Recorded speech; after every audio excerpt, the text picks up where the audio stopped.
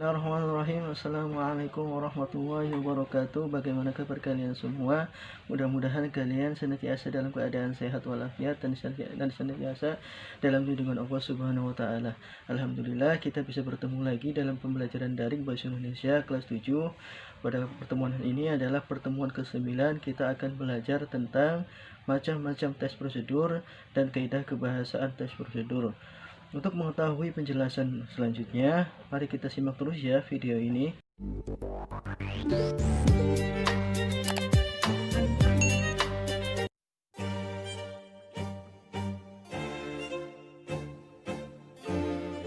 Sebelum ke pembahasan inti pembelajaran mengenai macam-macam tes prosedur dan kaidah kebahasaan tes prosedur, mari kita awali terlebih dahulu pembelajaran kali ini dengan membaca basmalah. Bismillahirrahmanirrahim. Yang pertama yaitu macam-macam tes prosedur, ada 3 macam. Yang pertama, tes prosedur untuk memandu cara menggunakan suatu alat. Jadi tes prosedur ini berkaitan dengan bagaimana cara menggunakan suatu alat.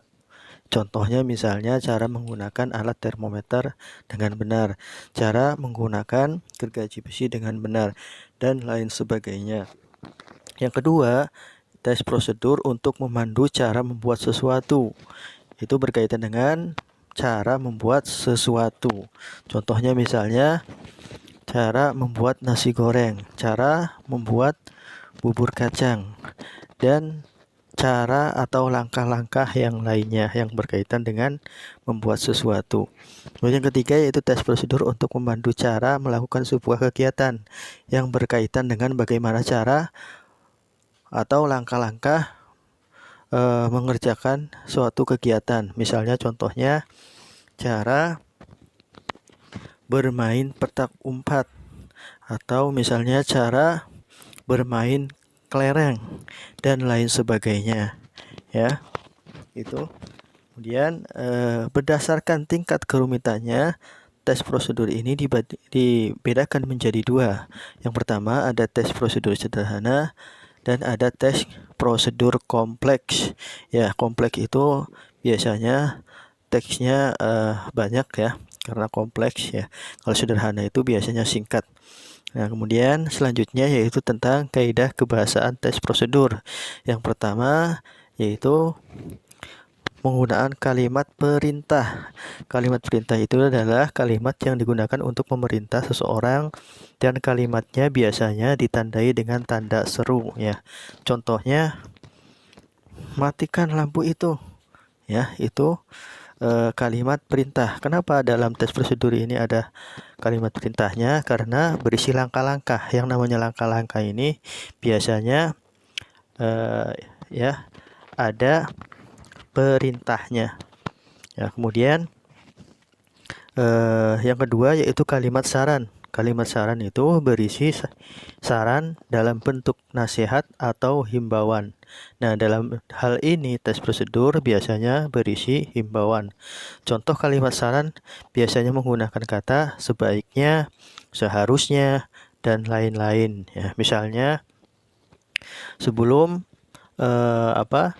kopi dimasukkan ke dalam gelas, misalnya alangkah lebih baik gelas dicuci terlebih dahulu ya, dan seterusnya ya. Kemudian yang ketiga yaitu kalimat majemuk. Nah, kalimat majemuk ini sebenarnya banyak ya, banyak sekali. Namun dalam tes prosedur ini yaitu ada kalimat majemuk bertingkat hubungan syarah. Nah, contohnya itu ada kata hubungnya yaitu kata dengan. Yang kedua, kemudian kalimat majemuk hubungan sebab akibat. Nah, ini contohnya salah satunya ya, sehingga. Kemudian yang ketiga yaitu kata majemuk hubungan waktu. Nah, ini contohnya katanya sampai ya. Kemudian yang keempat yaitu kata benda ya. Kata benda itu kata yang menyatakan semua benda atau yang dibendakan. Lebih simpelnya, segala sesuatu yang bisa dilihat oleh mata itu adalah kata benda. Namun sebenarnya kata benda itu ada 2 ya. Kata benda konkret dan kata benda abstrak.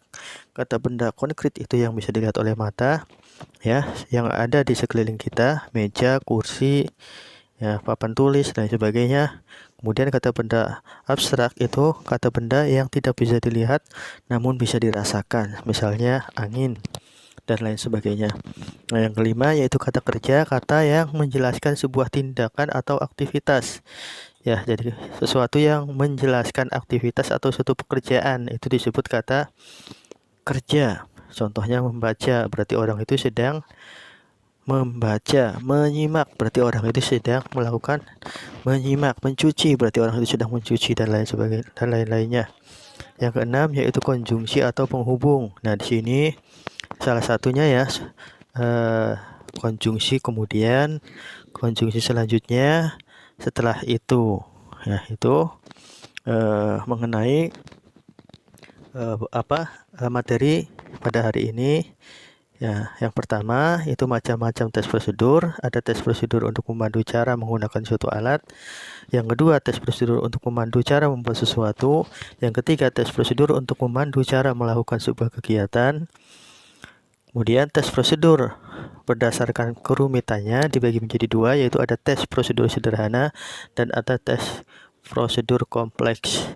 Kemudian kaidah kebahasan tes prosedur itu ada 6. Yang pertama kalimat perintah, yang kedua kalimat saran, yang ketiga kalimat majemuk, yang keempat kata benda, yang kelima kata kerja, dan yang terakhir adalah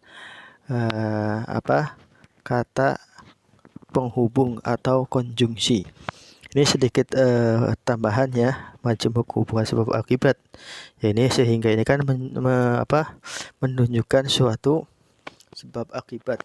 Misalnya Andi hari ini sakit sehingga ia tidak bisa berangkat ke sekolah. Ya, itu majemuk sebab akibat. Oh ya, kemudian yang pertama itu majemuk bertingkat hubungan cara ya.